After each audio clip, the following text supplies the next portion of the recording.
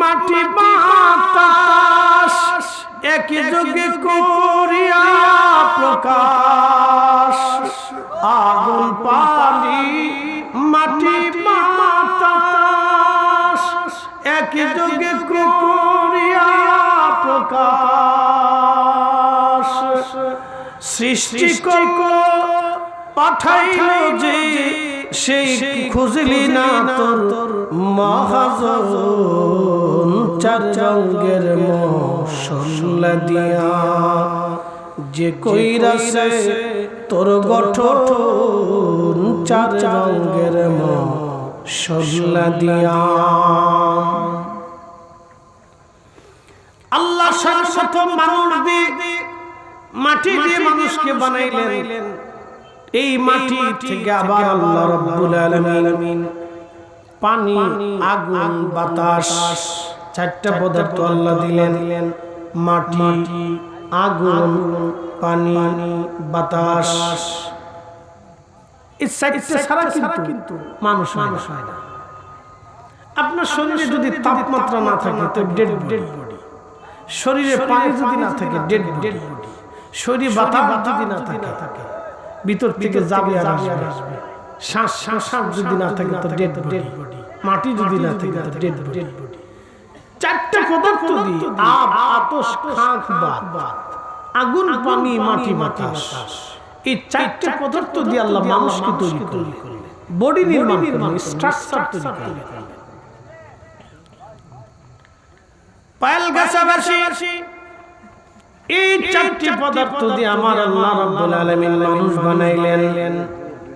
কিন্তু রূহ নামক জিনটা আমার আল্লাহ আলমে আরওয়াহ থেকে আমার আল্লাহ পাক এনে মায়ের পেটের মধ্যে আল্লাহ পাক ফিট করে দিলেন।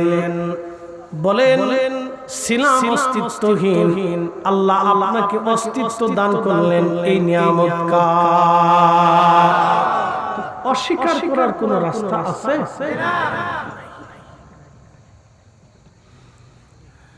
মায়ের পেটের ভিতরে আসার পরে সর্বনিম্ন 6 মাস সর্বোচ্চ 10 মাস 10 দিন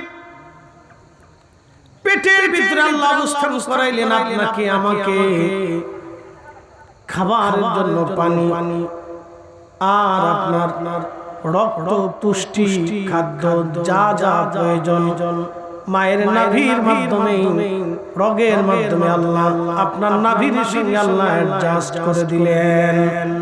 মা খাইলে সন্তানের খাবার হয়ে যায়, মা পানি পান করলে সন্তানের পানি পান করা হয়, মা ঘুমাইলে সন্তানের ঘুম হয়ে যায়। মাসের পর মাস আল্লাহ মায়ের পেটের ভিতরে আপনাকে খাওয়াইলেন, কিন্তু বাথরুম করা লাগলো না, পেশাব করা লাগলো না। একবার জোরে বলা যাবে কি সুবহানাল্লাহ? এখন আপনি বলেন তো মায়ের পেটের ভিতরে এত কর্মকাণ্ড, এইগুলি কি ডাক্তারের আইনে না আল্লাহর আইন?